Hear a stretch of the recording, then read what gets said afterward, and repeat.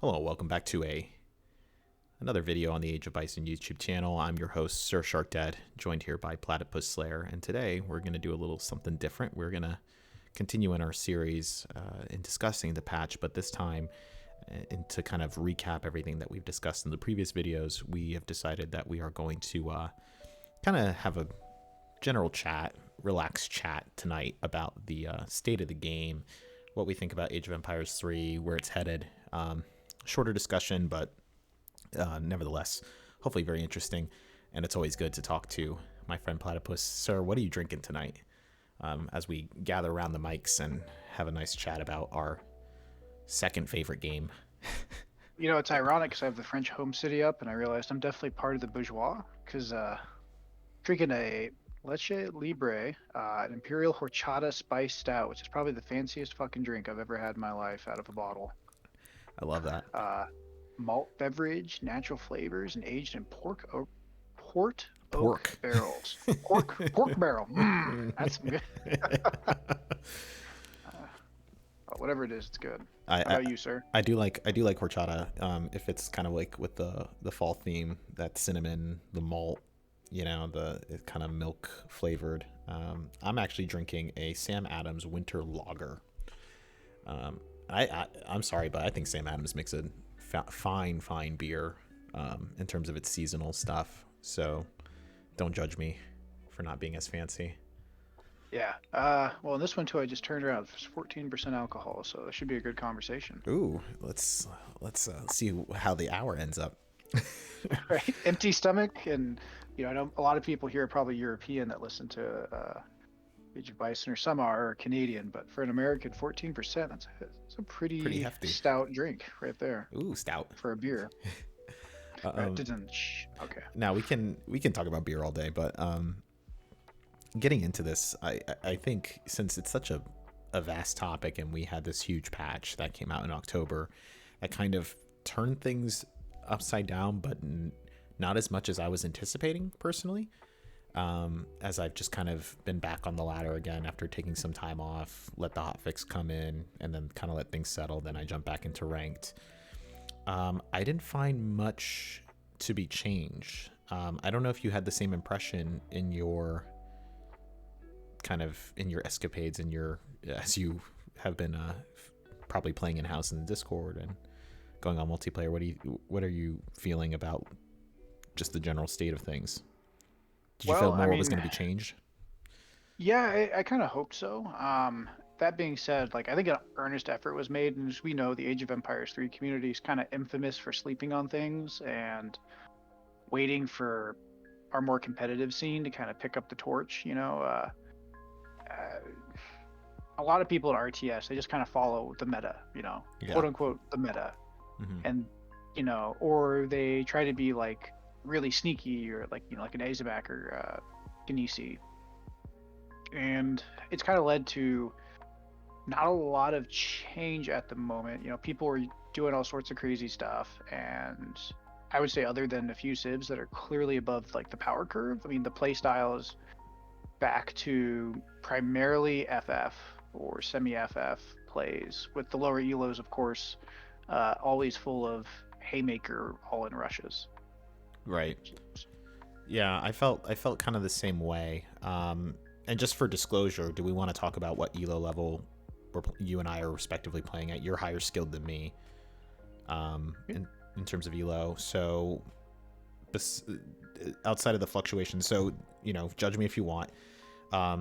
This channel is dedicated to the mid elo and low elo ranges, so don't be surprised when I say my elo, and that's going to be I was hovering around 1300 before I decided to tank elo testing build orders this past weekend. So I was around probably 1280, 1300, and I think you're at the 1400, right, if I remember correctly? Out there, but I've been trying out Italy. Port's my favorite civ, are just so busted. we'll get into it. We'll get into it. Yeah. So I've been playing Italy, and I've been just experimenting too. So I've been hopping around 1300. Okay, so we're around the same. I would say I'm a healthy 1250. Yeah, I was in that range. I was fluctuating, and then I decided to lose 10 games in a row playing playing France, and we'll get into it. But let's talk about it. I want to ask you, like, give me your top 3 civs right now in terms of what you think coming out of the patch, what's busted, and then give me your lowest 3, just to kind of start the conversation somewhere as to exactly where we're at. Ports. I mean, yeah.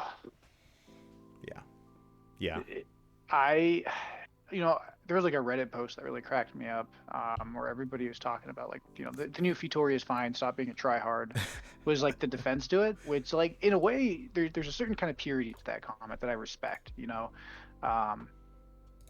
just to be like, hey, it's a fun card, fuck off. But I don't play ports, so when you're trying to play a game, like, nobody, the whole ideal concept of sportsmanship is some sort of fair parity between two people, right?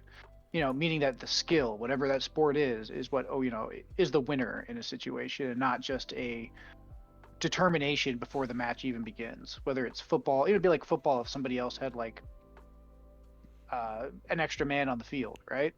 Yeah. Portugal effectively has just such a powerful eco and such a safe FF now that cannot be idled. Vitoria is a step in the right direction as a civ design. Like I think I said the first review, it really helps Port recover from being knocked off tempo. Port didn't have really any tempo before. It just needs tweaking. And with the Brazil revolt, some people will be like, well, Brazil is fun, or, oh, Brazil is not that viable in 1v1. Maybe it's not like OP as an unbeatable, but it's a revolt that has about a 2-minute window before your economy is stronger than most Imperial Age economies. Mm-hmm. And that's just, I'm sorry, like, that's not a very fun matchup for the other guy. The 2 behind it that I've seen is Sweden. Sweden got massively buffed. The Hacka pellets are probably the most overtuned unit in the game right now. Like, you look at the Hacka pellet stats, like res, cost, damage, output. This thing is a goon that mulches skirms in the field. It's extremely cost effective. It's fast. It kills goons because in melee it has multipliers against all cav. In teams it's even worse because you can stack more deck into the Hacka pellet to buff it in more cards. Mm-hmm. It's completely overperforming. Sweden's also fast. It's a fast boom civ. Kind of the same issue that Portugal's having, but less obvious.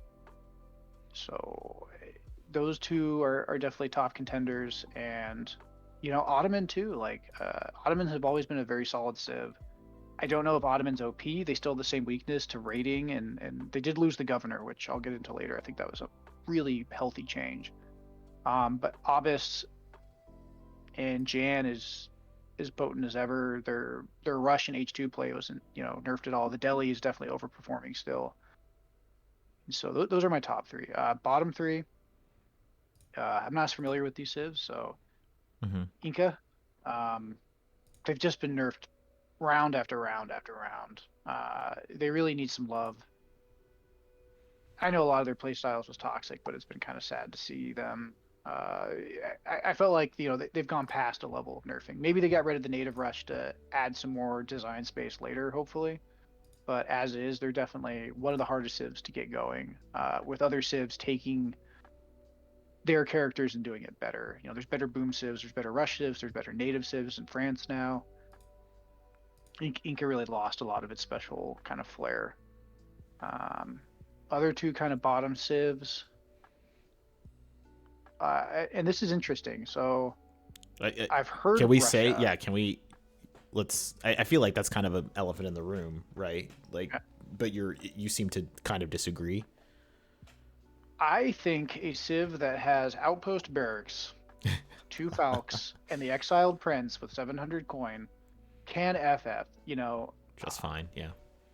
The issue now, of course, being, one of Russia's greatest strengths is it bleeds the opponents dry since inception, right? Like, Russia was an Age 2 civ, and they've added some amazing cards in the late game, but they've really hurt the Age 2. And I must say, like, if you play Russia traditionally, it sucks. There's just no way around it. Like, you have no teeth. The slower veil production, the Boyar, again, minor changes, 5%, means that, like, Russia was weak to heavy cav in Age 2. Now it doesn't really have a good response, which forces it against any civ with good heavy cav, which by the way is the majority of civs in the game, to either semi FF or FF, or just spam musketeers and pray to God they don't like husk skirm. Right. It's rough. It's a rough time for Russia. I heard in teams and treaty it's also taken a pretty big hit because of the lack of some of those eco cards and slower boom. So yeah, I want to go back to Russia in a second, and I don't want this to be the state of the game featuring Russia conversation. So we'll shelve that for a second, but you're of the, just to recap, you're of the opinion that you wouldn't necessarily put them in the bottom. You would probably put them the second half of the mid tier, like everything in between, right? Right. Well, as a longtime Portugal main, people really in Age of Empires 3 at our level misunderstand quick search to weak. So an example would be Malta, right? And this would be my other one.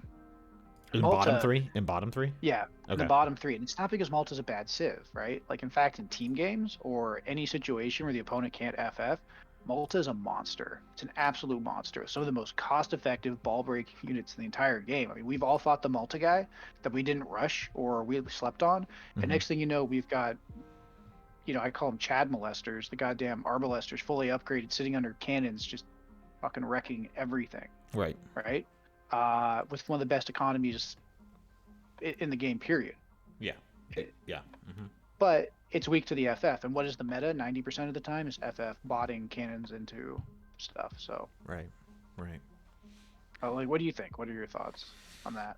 I mean, I don't want to sound like somebody that I'm just gonna go with the crowd. Like, I mean, I do opine after your approval, but I would generally agree. Except the thing is that I would kind of change up the top a little bit. I think so. The thing with Portugal, let's talk about Portugal for a second, is that it still requires scaling. And so as a United States main, and I think that's obvious as I'm clicking around, people are probably looking like, oh my God, like he's got one strong right hook in the United States. And, just doing a massive timing attack in the ability with the Marines, if I have a timing attack that lands at exactly 9 minutes on the dot, of 30 something Marines, regulars, 3 Gatling guns, Portugal just gets swept away. But the thing is that you have to kill them in that attack, because the reality is that they get 2 TCs right off the bat, like, because nobody's fighting in colonial age, right? So like once you move to the second age, or was it exploration age? I don't even know what it's called anymore. What is it called? The commerce age. It used to be the colonial age. Okay, now it's commerce. There's lots of commerce of stuff we will not talk about for the sake of not getting canceled. Okay, well, now we're canceled. So you have 2 TCs right away, and then like you said, they can FF right into it. You get your organ guns, you get your cazadores, done deal, and that's tough. And so you have to push them over. And so I think the key, what we're talking about, is that you can't let them scale, but you also can't really rush them. So what do? Well, I have to do a timing attack. Okay, well, your timing attack has to win, because that if you don't win right then and there, they're just going to push past you, because they can just take all the time in the world. It doesn't matter. Water, land, Fatorius is the card. And it's very interesting to see one single card be the kind of the impetus of so much conversation in this game, of like, oh my gosh, like now they can trickle resources in all their TCs. And like you said, I mean, I'm not necessarily opposed to the philosophy of it. They need to be able to scale somehow. But also, I think we need to maybe take a second look at exactly, like, why do they get a free TC when going into the second age? Just saying. Or why does it have to be that Fatorius is in the first age? So, you know what I mean? Like, I don't understand why. Here's the thing. To get into the other two, I'm just going to shelve that thought for a second. To get into the other two, I completely agree about Sweden. I've played so many games against Sweden, and it does not matter. Like, age 2, I fight it out with them, trying to take out the Torps. Doesn't matter. Like, they have so many options age 2 now, outside of, because they needed to get away from the Carolean, right? But then if you look at now they have everybody's taking Vasa allies, right? Or you're taking it, or you're taking Whittlesbach, Jagiellion, or Jagion. I don't know how to say it. Sorry, Polish listeners. So you have these options now. In addition to the fact that you can put out so many torps, it's so difficult. And then if I say, okay, well, I'm going to FF, I'm going to do a timing attack. No good. Because the rate of their scaling is such that they'll just be able to produce as many units as they need in order to push off that timing attack, and yet still be within the midst of their booming and just win out. And it's so difficult, like to possess that kind of map control and stay on top of them throughout the whole game has become very much a very difficult task, in my opinion. So I will echo those sentiments. The third, though, I would say kind of a surprise pick in terms of top 3 is still Japan. No, I do hate Japan.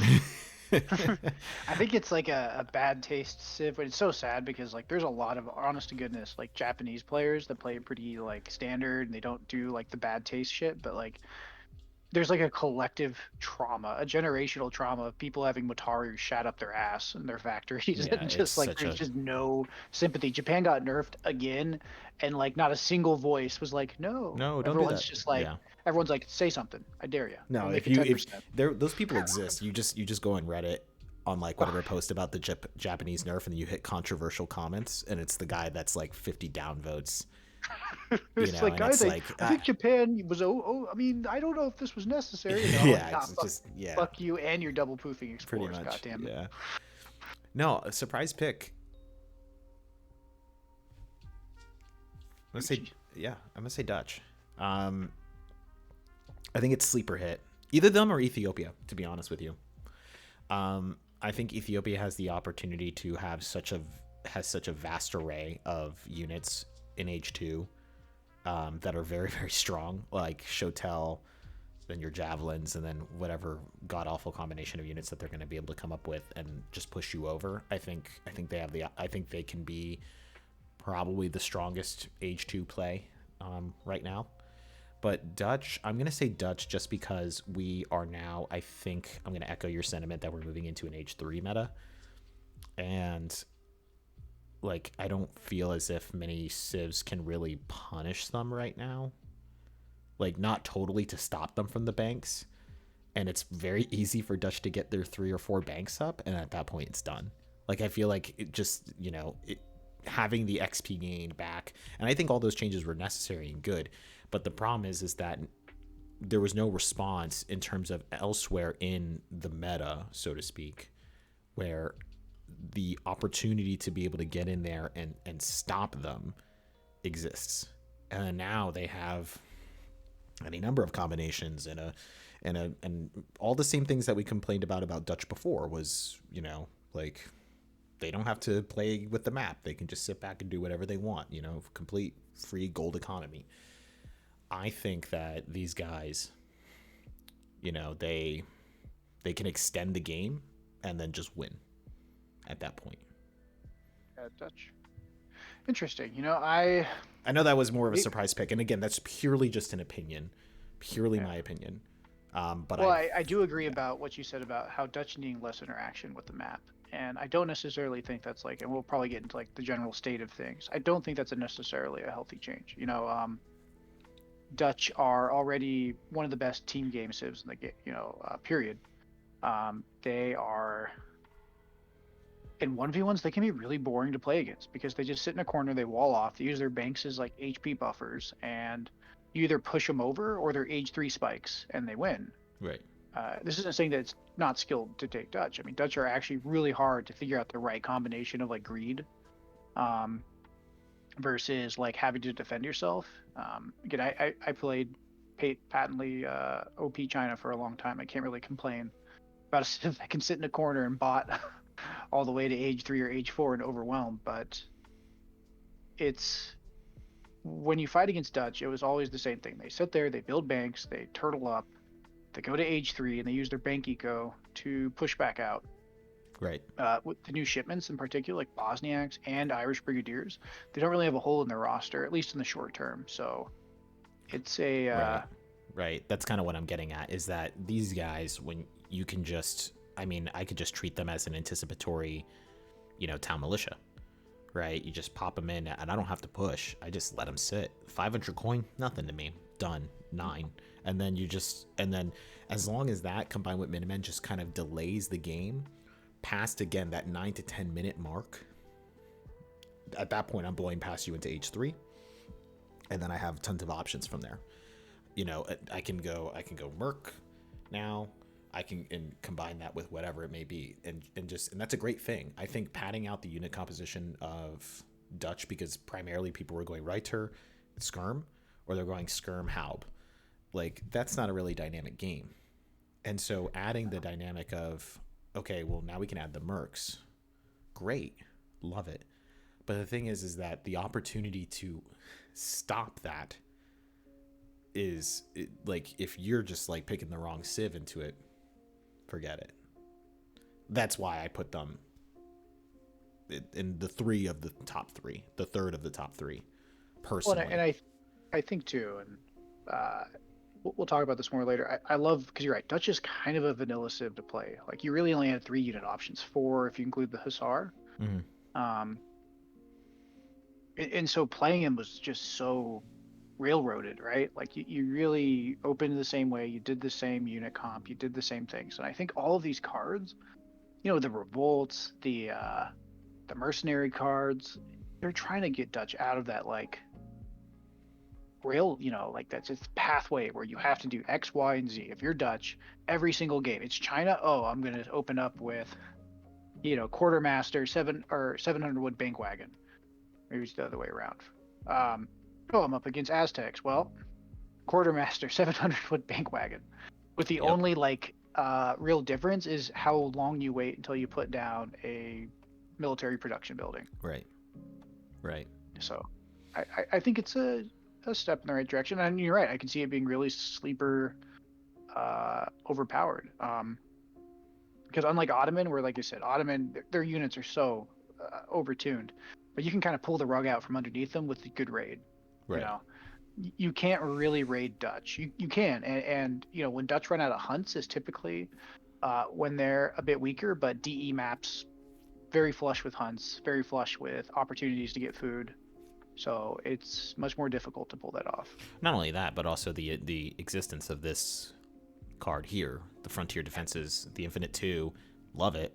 It's in every Dutch deck that I play with, and I've seen on the ladder. I can't tell you how many Dutch players I've experienced within the 1200 to 1300, and I think that's pretty indicative. The 1000 to 1300 elo range, I would say, is the majority of players. This card, everywhere, and why not? And just exhibiting that map control. Now, in terms of the state of the game, though, and so bottom 3, I would probably just echo your sentiments as well. I would say, I think Malta's really weak right now. Who else is weak? Inca's funny. They can do a lot of, like, really, like, terribly cheesy stuff that gives you an aneurysm, and that's always that's always an option. And but yeah, I would say they're pretty weak right now. I don't know exactly where I would put them, but I would say they're pretty weak, and Russia is really weak. And I think Russia, and this is why I want to now go back to Russia and talk about them a lot, because I get the feeling, and you and I have talked about this extensively, is that I don't know if FE knows that what do they want out of a civ. And I think Russia's very characteristic of that. And I also think that the problem is that we've created so many civs to the point that in trying to get this unique character out of each of them, what inevitably is happening is that you can't, if you touch a civ, it dies or it becomes too strong. So talking about Sweden, right, a relatively new civ, in terms of just, the whole life cycle of all civs, Sweden's on the newer side, right? Inca on the newer side, right? Let's just take these two for an example. I think, as we've experienced from patch to patch, when they are buffed, they are terrible. Terrible on the ladder. Does not matter. Inca native rush. Inca. Do we remember when the Chasqui was spawning in H2? Oh God. Do we remember? Masses of jungle bowmen popping in and out of forts. With Sweden, like just a few torps and that was it. Like, you had an economy that was taking off. Any of these that are buffed, it's to the races, right? But then if they're nerfed, they're like not played. And it's like the whole characteristic of the Civ has been ripped out from underneath them. And it just feels like certain mechanics have been made to like kind of, I wouldn't say dumb down the game, but in the pursuit of very interesting, unique Civ mechanics, what's happening is that as you keep adding it on, it's leaving other Civs out of that balancing project as a whole. And so you either have a Civ that's 100% on or completely off, I feel like. And Russia is an example of that in the sense of, not in terms of like tweaking, but the reason why I'm bringing in Russia to that is because the character of this Civ is that originally it was like the H2 rush Civ. That's always what it was, just this like constant like shooting out of units that would then just wear you down, like you said. But then a few patches ago they tried to change it into like a sort of FF Civ, and then it started to morph again as the turtling FI meta we had for a minute there. It started to become more of a turtle Civ with the fast fortress or a semi-fast fortress. Now I think it's wanting to move once again to a turtle FI situation, and it's losing that rush characteristic just because the Civs around it, when their characteristics are amped up due to the patch, what's happening is that then these legacy Civs that have very distinct characteristics that are, I think, pretty airtight in terms of their design, lose out. They're on the outside of those benefits. And then when you try to like breathe more life into them for a changing meta, what happens is that they lose their character. Yeah, that was a lot. Sorry. No, I tracked. So a little bit of a background. I actually did a lot of development for a tabletop game, kind of War Machine. I used to do a lot of the community integrated development for. Mm-hmm.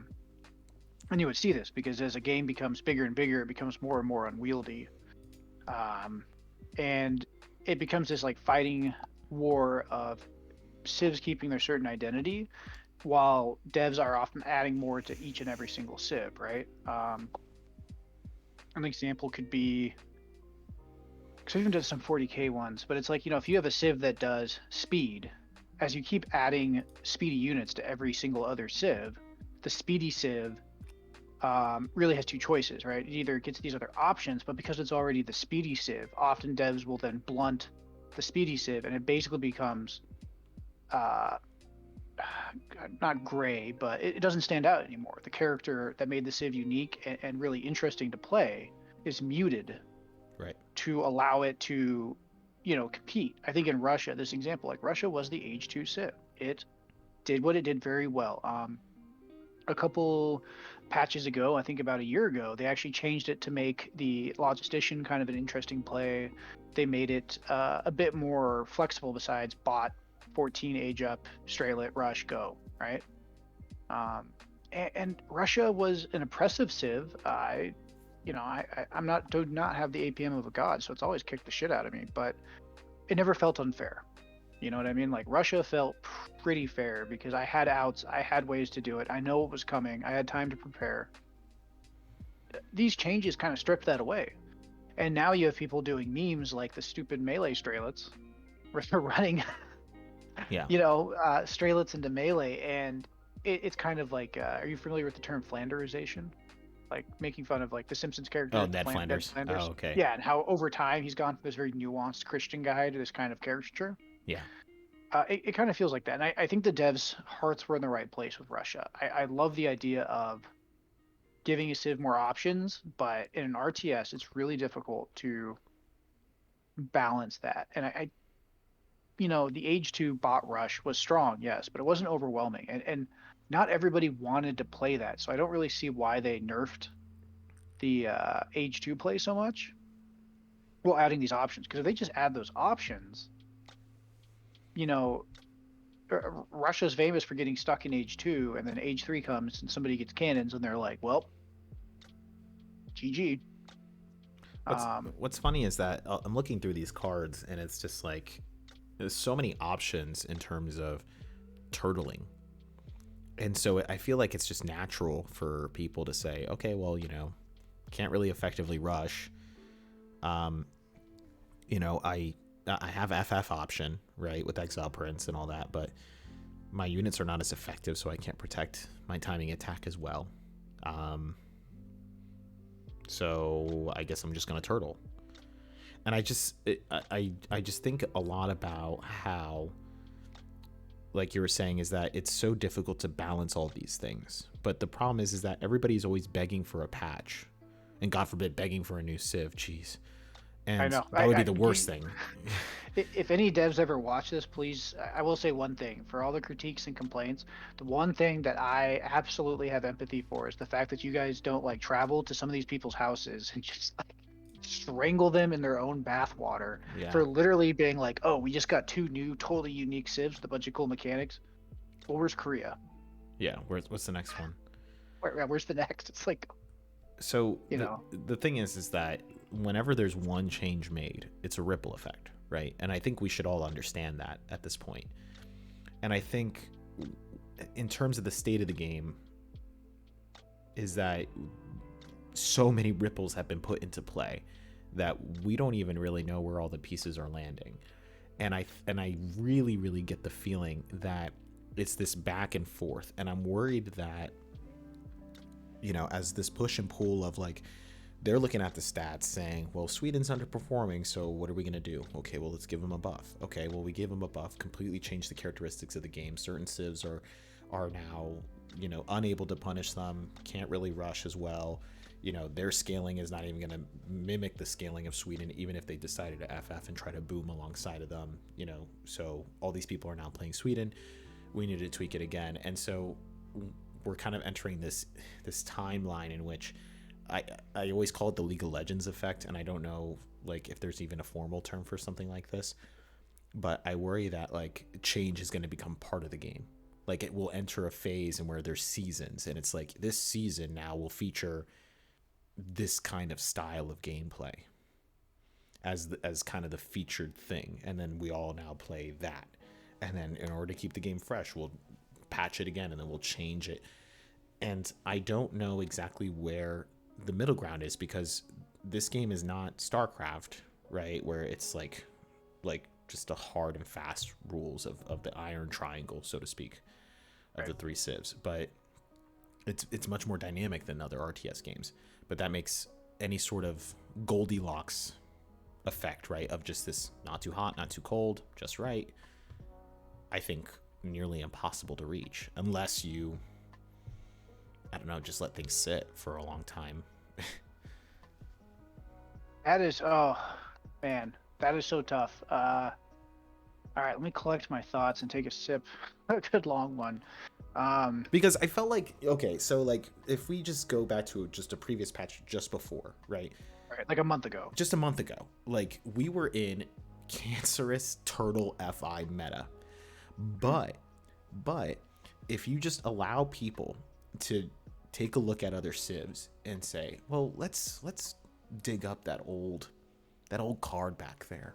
Like, let's dig up this old it doesn't Britain, let's say Britain, have a a really strong like grenadier timing attack? Doesn't France have a strong grenadier timing attack to deal with that Spain FI that we're dealing with? And then all of a sudden Age of Bison or whoever makes a YouTube video saying, hey, like this new build, like check it out, like just totally crack a turtle wide open. You just switched the meta. You didn't need a patch. You just pulled out an old strat. You know what I mean?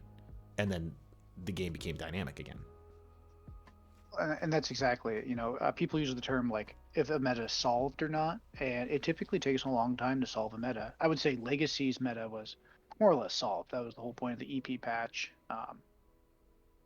to kind of gently move civs back and forth, but there were very minor changes. It's a real balance in RTSs. So, even though we're not pro players, we do play more competitively. And the truth of the matter is most players do not play RTSs competitively, right? So from a business model, again, I'm leading into this little bit of buttering to say, like, to the devs, I get it. It's a business model, and most people aren't super concerned about if a card is balanced or if something is fair, right? As long as it's fun for them, they're having a good time, right? They're playing casual against AI, right? Yeah. So Like, how many cards would we never use, like the advanced cards, right?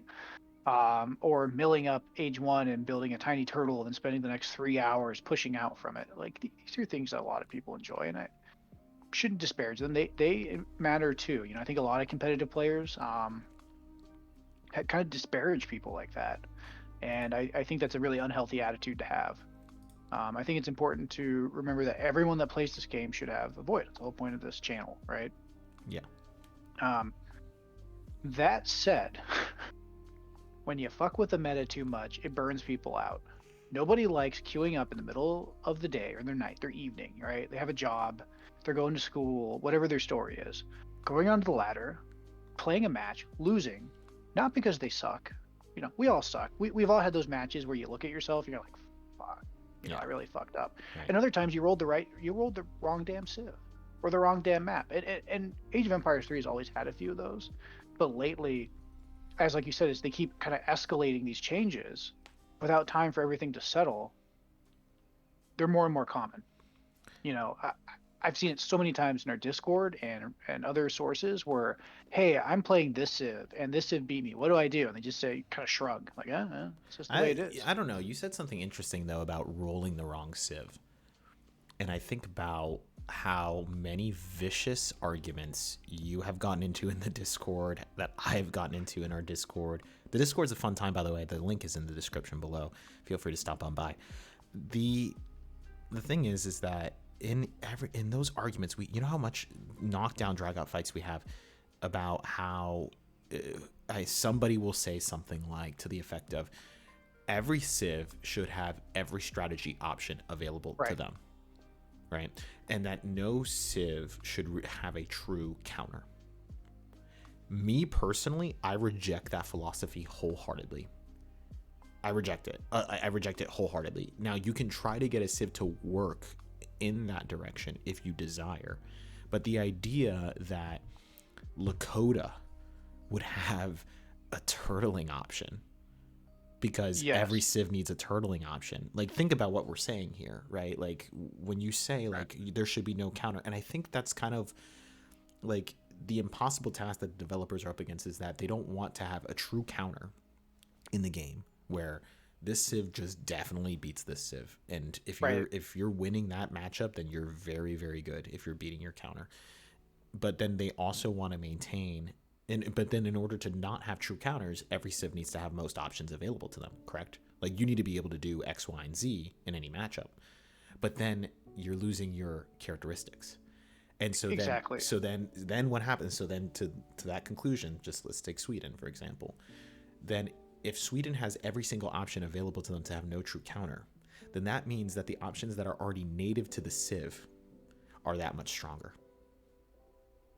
If that makes sense. And I think that's the philosophy that we're up against in terms of the state of the game, is that things are moving towards this, well, let's make it so that the Dutch, who have absolutely no business fighting it out H2, can maybe have some H2 thrown in there, and they can, Well, and there's fun in being the underdog. That's the other thing. Like, I agree. Like, it's a subjective and it's a fine line, but there's a fine line of being, you don't want it literally to be like Portugal is right now, or some civs they roll port and you're like, dude, the opponent has to throw. There's nothing you can do. Versus everything's the same, because when everything's the same, people are just going to gravitate to whatever has the best stats, right? Like, everything loses identity. It just becomes whatever civ can card skirm goons the hardest or whatever. Yeah. And you want the middle ground. So I play China a lot. I always like to somewhat joke, but a little bit of seriousness behind it. China is one of the best designed civs in the entire game. China is completely unique. There's not a single unit on their roster, unless they're using the consulate, that is replicated in another civ. Their banner mechanic is one of the most complex yet rewarding systems, where you can always be one step ahead of your opponent. Teams, it's a bit of an issue. I would imagine in Treaty, it could be an issue too. But in 1v1, right, which is what most people play, it rewards careful planning, scouting, and tech switching so well. It's such a unique mechanic, and yet China has weaknesses. China's goons, the Keshigs, are notoriously dog shit. They just suck. Like every now and then someone will be like, well, according to their stats, I'm like, first off, the banner system fucks you on this one. Number two, like they're still not great. And that's the fun of China's, because there's some civs like against Dutch, against turtles, right? I like to say China loves turtle soup. And yet against like heavy cav civs like Germany or Lakota, I don't know so much anymore because I haven't played that much Lakota recently as China. It's really difficult. And so there's some wins that I get that probably aren't deserved, but then there's other wins. Like when I actually beat a Lakota player back in the day, like I felt like top of the world. I loved that feeling, Now, if the meta becomes toxic, so to speak, quote unquote, where I'm fighting Lakota every single match, then I'm not having a good time. But in a perfect world, right? Like there's like this spectrum of matchups, and that's what makes Age of Empires 3 so much more engaging in some ways than 2, is because you have these really dynamic matchups where you're forced in these different builds in different areas. As China, you can play H2, you can FF, you can FI, you can do anything in between with all these different options. I mean, it's such a I know you're rolling your eyes probably because I talk about China all the time, yes, but I do. do mean, but truly from a design standpoint, like that is a really healthy Civ design where it's at right now. Balance, it's still on the A tier. It was definitely S tier before, got nerfed a bit, rightfully so. But what do you think? Yeah, so it does need it needs time to settle. It really needs time to settle, and I think that any time that there is a change, the change is so dynamic and so vast to the point that like they have to tweak it again, which then inevitably makes some civ out there somewhere that you were completely unaware of now a new top contender. And I really felt like I felt like the previous patch, like we just had a lot more time with it perhaps, and maybe we just need more time with this one to really kind of come to more definitive conclusions about where we're at in terms of just the general play. But it definitely feels like just as civs are gaining more options, it's becoming more difficult. And I think like not only Russia, but the Haudenosaunee is like another perfect example of that, where it still has, I think, one of the strongest, if not the strongest rush in the game. But are we really, I mean, what do you think that we're even really in a viable rush meta? I feel like we haven't been in a viable rush meta in a long time. I think at our elo you can get away with it, but there's a skill ceiling to that rush where when you fight against people that have quick enough APM, usually around 1500 elo and up, you don't see this as often because it's just so much more advantageous. And that's something I'll let you guide us into it. But when we talk about the state of the game, at lower elos it's easier to rush because you can just right click things. But I do feel like as the game has gone on over the last couple months, that the game increasingly rewards defensive play, which it feels I'll hold on to that thought and let you finish up your thoughts on Haudenosaunee. No, I mean, like that's completely correct, and I think that's the problem that Haudenosaunee faces up against, is that it does favor defensive play. I firmly agree with that, and not only that, is that the idea that you would think, okay, well, what is the main philosophy? Like, what's the one sentence philosophy behind Haudenosaunee? I think every civ has a one sentence philosophy. Maybe Mexico has 3, but everything else has 1. Hyphenated. Mexico, just like a lot of Latin last names, right? Hyphenated. So Haudenosaunee is like a bad eco strong unit, right? Like it's supposed to be killer units and a weak eco. And the problem is that their eco just can't keep pace, and then yet at the same time their units are now finding themselves to be outclassed. Like their skirmisher is not really even the longest range unit in the game. I think maybe it's tied for first place. It can be, but then it could be outranged, as other skirmishers get carded. Ambush mechanics are not really used. low, mid, elo, and I don't even know if they're really that viable to begin with. Yeah, not stealth on a ranged unit. It's not as important as it was in melee, but because of the new mechanic where melee is discovered, or sorry, stealth is discovered, what, 2 tiles away? Um, Stealth in general got a pretty big nerf. And then you have like, okay, well, you know, they have good siege, and it's like, well, the light cannon is a pretty good unit, but then you run into the same issue of like this super heavy coin army, and you know, how do you protect your rams as they approach, especially, you know, just in these really dynamic fights that are going on with lots of units are happening, and then so you're stuck with mantlets, and if you lose your mass, you lose the game, and it's just it. And I mean, I understand the high risk, high reward kind of play, but my point is that they have an eco that is struggling up against other civs that have a much easier time of setting up their eco and then booming past them, and then yet at the same time, those same civs seem to have, in my opinion, not only an easier time massing, but units that just perform better. And this is kind of like where now I'm like looking at Haruno-Shani, which is one of my mains, and I'm like, okay, well, I have to kind of rethink the way that I'm approaching them. And so outside of rushing, I'm like, okay, well, how about I just try to leave the Forest Prowler meta to begin with? Like, if we had a conversation about how great Aina are, right? And so I was like, well, how about this? Why don't I create a semi-FF or an FF build, or, you know, even an H2 build that focuses on just keeping the Tomahawk and the Aina in play and moving away from the Forest Prowler and Musket Rider gameplay, and trying to see where that leads me.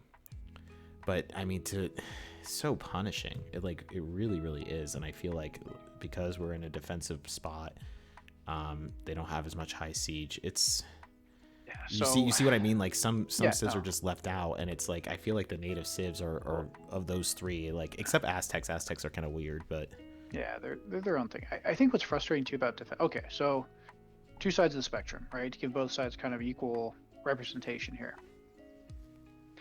The game used to be very rush heavy. Rushing can be easier. You know, earlier today, I think Nicias and Spree were both like, "Oh, well, rushing is much easier." I'm like, up to a point.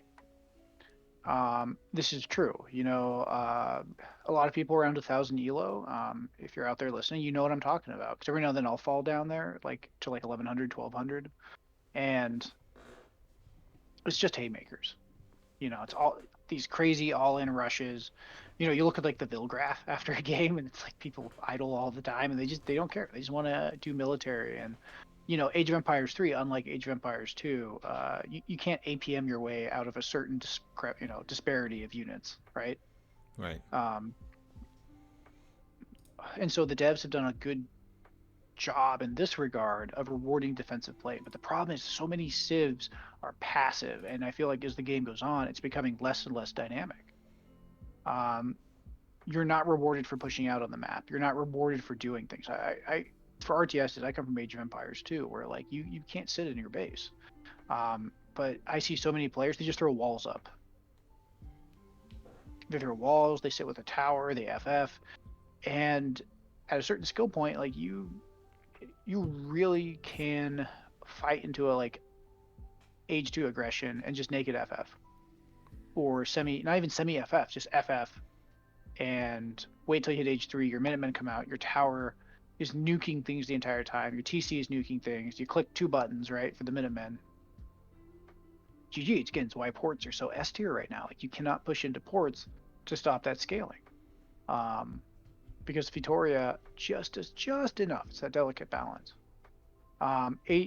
Mexico and United States both. They just build forts everywhere. Malta builds forts. You know, a fort is, if you're the player that has the fort, it's fun to watch your opponent throw his units into you. If you're the other guy who often doesn't not have the civ that's set up for eco like Haudenosaunee, it's just painful and it's not fun. You're not microing, you're not moving back and forth, you're not tech switching, you're not trying to outmaneuver. You're just throwing your head into a grinder and hoping that you can beat that door down with your face. And this, I think, for a lot of people, is what I would call a negative player experience, because the other player is now limited to the strategy of siege warfare, which is typically Cove micro and cannons. I think this is one thing that's caused a lot of frustration with people. I think it's one of the reasons a lot of pros have issue with. If you're a casual player, yeah, it feels great. Like some guy comes at you with this crazy rush, you throw down a 4 or you throw down some towers. You don't have to APM anything; they fire automatically. You win. But as a player that likes to kind of play the ages and mess around, it completely invalidates any style except for if I myself boom or FF and play passively. Right. And I think that is one hurdle that we've had over the last probably 6 months to a year of this game. And I think this patch really tried to. They had so much age 2 play. They nerfed so much age 2 play. But I watched the meta settle right back into it. And maybe it's just because it's comfortable. Maybe it's because we haven't discovered how to open up age 2 again. But I really believe that, like, no matter how cool all these shipments are, if you're playing competitively to win, why wouldn't you just sit at home and wait for your very powerful shipments in age 3 to come through? Yeah, we have moved to a, which is funny because I remember us talking about how we kind of wanted a semi-FF, meta.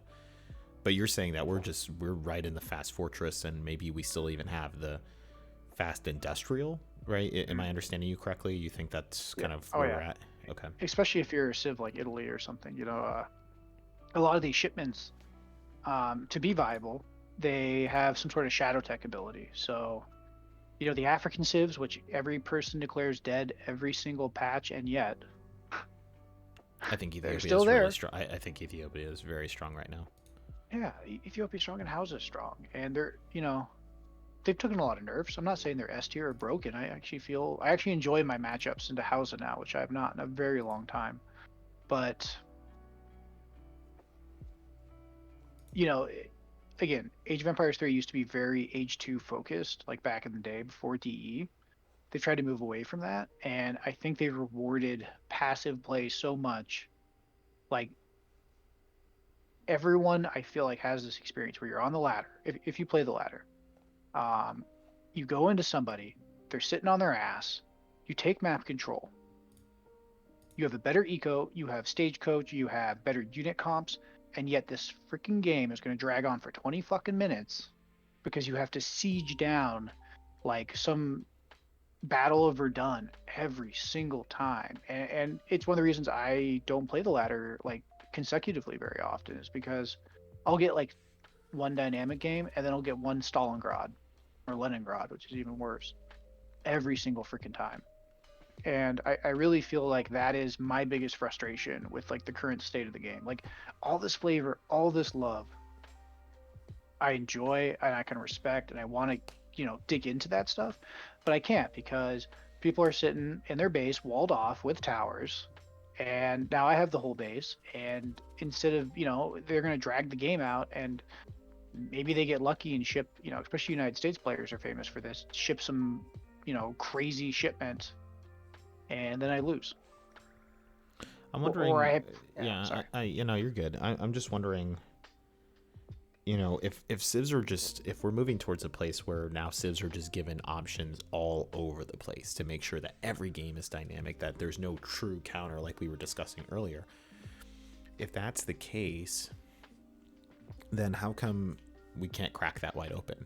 Why is it that we get the feeling that certain civs are just kind of out, Russia or Howd or now people will disagree with me. Obviously, they would be like, "No, Howd is fine."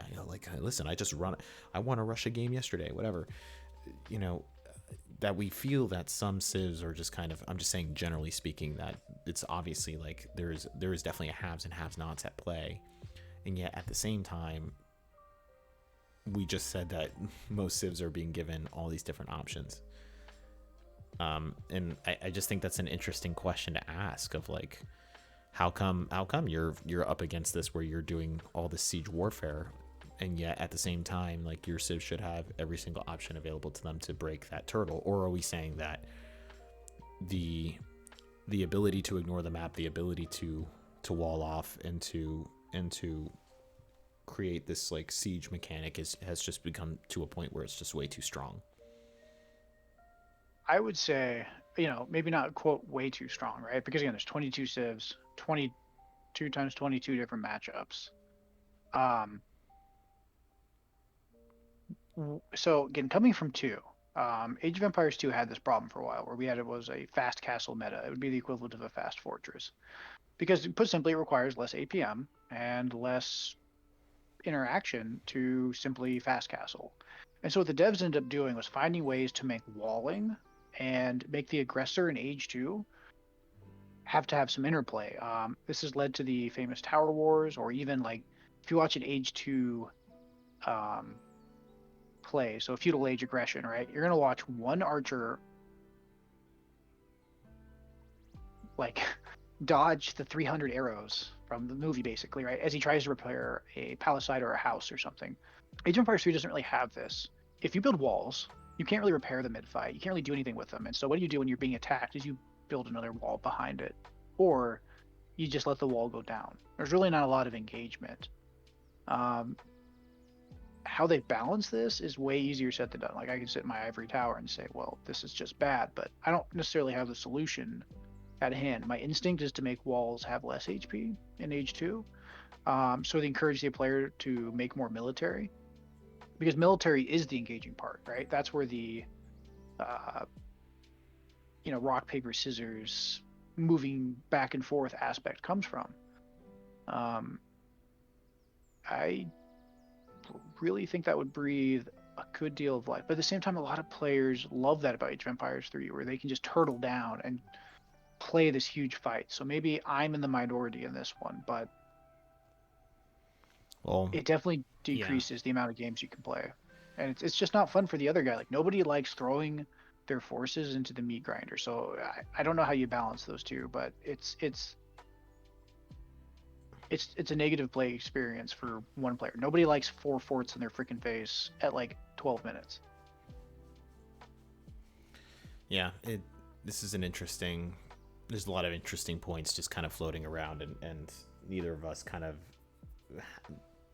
able to really get our arms around where we're, following this patch. It's still been a while, and it's still kind of like, I guess we're in a semi-FF meta, which is personally where I really wanted to return to, but then we're still seeing the same reminiscent stuff from the previous patches because they did not fix the fundamental, like, gameplay mechanics. Like, just adding cards or just adding options doesn't like equivocate to all of a sudden we're seeing like a complete shift in the way that people are playing the game or whatever. Like, it just shows you that, we're going to choose the path of least resistance, and it seems that walls and towers are just going to continue to be just as strong, and everybody has those options. And the civs, once again, that were already in such a way, built in such a way that if they're buffed and they become so strong, now they have even more options available to them. Well, and to be, not entirely pessimistic, I do think that there has been a lot of I really like where they put Mexico now, even though I still kind of gripe about the Central America revolt. But Mexico goes to show you that even a civ that came out really toxic to everybody else can kind of lead to a good point. I think it goes back to your original discussion about letting things settle, right? Yeah. Like, we've had this huge content update, and they say, look, we're not doing any other big things till spring. And I'm actually really happy that they are, because, again, I know there's those people that are like, now, more, right? Yep. But most people, like, that play this game consistently and regularly, like, having a little bit of familiarity is what makes the game good. Like, you imagine playing a chess game where every piece was randomized on the board every game? Like, that would be really difficult. I do think we need to be kind of judicious in our changes. And I've had a lot of fun recently. I really don't like fighting New Portugal or Sweden like every other game, but most of these changes were really positive. And so I just think that, like, in my opinion, what would really benefit the game is, instead of like targeting specific civs, target those mechanics. Again, totally biased here, and if you're in the comments, feel free to call me an asshat, but towers and walls need an HP nerf. Like, just not a huge one to make them useless, because quick walling is important. Like, the ability to delay your opponent's rush, right? Because we don't want to go all the way back and do a full circle and go back to rush meta, right? Right. but make more opportunity cost. You shouldn't be rewarded for building a building and then macroing crates and villagers for the next 2 minutes while your opponent has to balance home and the aggressive front around your opponent and balance and do like 3 times the APM you have to do while you're just basically clicking the villager icon to make sure you still have 10 in the town center but gathering crates. Ottoman, one really positive thing from Ottoman is how they took out the governor. Now Ottoman is a lot more bot-like. It's a civ often derided as being very easy or too easy to play. By taking out the governor, you suddenly made this civ, even though its units are probably overtuned a good deal, way more dynamic to play. Like now you can play Ottoman anyway, and you're incentivized to, because if you just FF nakedly, you're naked, and any aggression will pull you over. So, like, I think that's an example of like the devs really thinking something through, executing it, and brings about a change that really shakes up the civ. But it's not apparent at first glance. Oh, you lost an age up, not a huge deal until you actually sit down and realize what that does. Yeah, I think that's like, to kind of round out the conversation, because I think we're probably a bit over time at this point. I think taking away the governor from the Ottomans is probably indicative of what you and I are always kind of circling the drain on and talking about, in that you said it, like, and I don't know exactly if the health of walls and outposts is really the thing. I don't know. I could agree, or I could disagree. I don't know exactly how that would look like, but I think looking at core gameplay mechanics and trying to open it up a little bit more would be really good, because the problem is that what we're at right now, I feel as if every single patch is so focused on, well, we're introducing new cards, we're introducing new units, and I think it makes sense on a surface level, because it's basically like, hey, listen, we have a team that developed all these unit models, have looked at all these different unit mechanics, put all this math together, and you guys are just not building these units. And so what we're gonna do is that we're gonna give, like, oh, we thought that you guys were gonna like take advantage of the royal houses on these maps as natives. Well, you weren't. So now we're gonna give you the royal house. Please use the unit. And then like, please. And then, but the problem is that it doesn't change any of the gameplay, the actual gameplay. And then all you've done is just like, you've given an option in terms of like, okay, well, now I can just like create a different kind of timing attack, or I can definitely easily hold the rush, or whatever. Any of the perceived weaknesses that I may have had, or any of the strengths that I may have had, you have now therefore increased. And I think that's definitely the case with Sweden. If you look at Vasa allies and all that, like, and it's like, because we so want you to use these things, but it's never looking at like, let's get into like, what is the unique identity of the civ? How do we want to play that out? And it's a difficult thing, but you have to get into the gameplay itself. You have to, and or else, like, because like, to my surprise, and maybe I'm kind of silly, but with France, I was like, all these new cards, France is going to be a completely different kind of civ. Nope. Nope, not at all. And in fact, like, natives, like, strong, but I felt like they were better previous patch ago, because once again, that like kind of like defensive metas creeps back up, and it's like, natives are just like, despite all the options, you have all these options and nothing to do with them. I would still say France is best as a semi-FF civ. We're right back into it. Yeah. And so therefore France's strength is dependent upon the strength of the meta at that point. Are you in a semi-FF meta? Well, no. Well, okay, well then France is not very strong now, is it? Like, sorry. Yeah. No, same thing with like Portugal, right? Like, if Portugal's, predators, right, so to speak, weren't meta civs, Spain and Otto a few patches back, everyone would be complaining about this civ, right? Yep. Even before Fatoria. But it just wasn't, right? And so, I think that really is like the core kind of like, as we kind of wrap this video up and think about like looking forward, what I think, okay, we know the devs are busy. We know that they don't plan any major updates, but what a perfect time over the next couple months to, instead of introducing something, change or remove something. Yeah. Mm-hmm. Yep. Because it requires a lot less manpower. And that's, again, with the tower and the walls, like this is just my opinion on it, but the idea being, you're going to play whack-a-mole civs. If the FI meta let's say it's toxic, just for the sake of argument. If you nerf Italy's FI, well, what's another civ that can FI? France. Okay, well now France. Oh, we'll just take some cards away, and we'll nerf, Crossier or something. Okay, well China can have. You know what I mean? Like you're not solving the core issue. Um, I think like a systemic change is probably needed at this point to really address if you want to have people play all the ages, which I think is ideal. I think most people, when you would talk to them, would agree that a perfect quote unquote meta is a meta where age 2 to age 4 is viable. Yep. Yeah. Um, Yeah. every civ has a unique identity, so you can either keep like kind of nullifying and blunting some of those really cool affects, or you can actually go, I think, and do systemic change. And I think that would be great. Now, to reel it back in, I've enjoyed this patch more than I've hated it. I really can see the love that the devs pour into this and that the player base has responded positively with. I think it's okay for us to have imbalances and to have civs with unique identities. And Absolutely.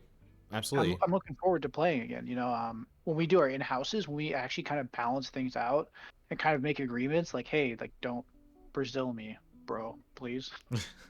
It creates some really dynamic games. The new cards have made a difference, but when you're doing a meta which is random, you don't know your opponent, you don't know the map, you don't know the civ beforehand, it's been really miserable. And I think the numbers kind of reflect that with the decrease in ranked matches, especially team that I've seen. So I'm hoping that moving forward, the devs can take this time over the holiday season to, really sit down and maybe, like you said, instead of just adding more to the house of cards, like look at the foundation and tweak some changes overall to shake up the meta without taking away civ identity. Let's I think to kind of surmise, as we said, that don't be afraid of embracing counters. Sometimes you're countered, so what? Too bad. Play it out. That's fine because that embraces, the civ dynamics and the civ meta. And so, as things shift and turn, right? Like, I'm playing Lakota. I countered this guy, but well, guess what? You just queued up again this next match. You're countered. So don't be afraid of it. I think that also, like you said, looking at fundamental mechanics, and in order to get at those fundamental mechanics of exactly what we want those civs to look like, we want to kind of take away things. We're always adding content. Maybe we got a little glimmer of that with the governor and the Ottomans, that taking something away, removing things from the game to kind of pare it down so that you can get down to the nuts and bolts of the strategy of a civ, maybe a little bit more healthy and a little bit more helpful, especially for the player who's not as confused, and the game becomes just a little bit more approachable. Very interesting. We're kind of at an interesting crossroads here. I think the patch overall, like despite all the complaints, is positive, and it shows, like you said, how much love and devotion they put into it. And surprisingly, I guess you and I would be in the minority when we'd say, hey, can you do just less? Can you take some things away from us? Can you not, can we slow it all down a bit? I think that would be healthy, a little bit more healthy for the competitive scene, so that when the next big thing comes around, which it will inevitably, it's been baked, because I don't think we've had a really good civ release personally since the United States. I actually fell in love with Italy recently. On its release, was it good on its release? Is my point. On its release, I said I think I like the civ, and everyone said, "Oh, it's not that good." Blah, blah, blah. And then everyone's like, this civ's overpowered. Blah, blah, blah, blah. And maybe just a time to take a little bit of a what's the right word I'm looking for? A little bit of a barb towards even ourselves as players. Like, I hate to say it, but Age of Empires 3, like, we were so notorious for overreacting. You know what I mean? Like, yeah, we do. Yeah, we do. Like, oh, this civ is S tier, or oh, this civ is trash, and like not finding that happy middle ground. And again, the Reddit post about Futoria saying, why don't you just have fun? I think there's a little bit of nugget of wisdom right in that exact line of just have some fun. And like you said, I think it goes back to our whole conversation. Like, let there be good matchups and bad matchups. Let there be challenging situations. Just, kind of move away from this very flanderized, all or nothing builds, all or nothing approaches. Like, back to these playing the ages, and engaging with the map, making natives interesting. And I think that's the goal. Everybody wants that goal, but of course, getting there, um, way easier for someone like me to say than for the devs that actually have to develop it and spend time, and it's their jobs to do. But I think we're moving there. I think that's everyone's goals. How we get there is going to probably be a rocky road. But now that we have time, without any more content, without having to parse through even more stuff, um, I think this gives us a chance as a community and as a player base to help the devs hear our voices and hear what we want to see out of the next couple months of what Age of Empires 3's experience is. All right, and then with that, I think that kind of wraps up our discussion, gives us a little bit of hope to end off on, and also just kind of, I feel like, gives a pretty wide view of what the state of play is and where we're at with things, just based on our two opinions. And you're free to agree or disagree. Let us know in the comments. Yeah, I won't read them. please do. I will, and I enjoy it. Like I said, it's been really great seeing kind of the grassroots organization. Also, too, if you're the dev that put hand cannoneers after me bitching about it like a petulant man-child for months and months, I owe you a fucking beer if you ever come up to Alaska. And if you're a dev and you're in upstate New York, I owe you nothing. So with that, I thank everybody for watching. Really appreciate it. As Platypus puts it, the grassroots organization that is developing around this. RTS fans were a very strange and terrible bunch. And Passionately so terrible. passionately terrible with awful opinions. And so with that, please, if you like this, go ahead and leave a like on the video, get us some traction, subscribe, and like we said, the link to our Discord is going to be in the description. Both Platypus and I are active members of the Discord. I don't really talk to people in the Discord. So yeah, I just kind of hide. But if you would like to interact with us, we're there, and we're still working through the patch, developing build orders, and just as the community is ever growing, we would love to see you there. If you're looking for a group to play with, it's a great group of people. So I think it's at the end of the day, right? Get back to fun. If you want to find a group of not super competitive, but try hardy in the best of ways people, we're here, and hope you enjoyed the video. And yeah, all right, hope guys, you all have a good one. we'll See you on the ladder. Yep, see you on the ladder. See you in the next one.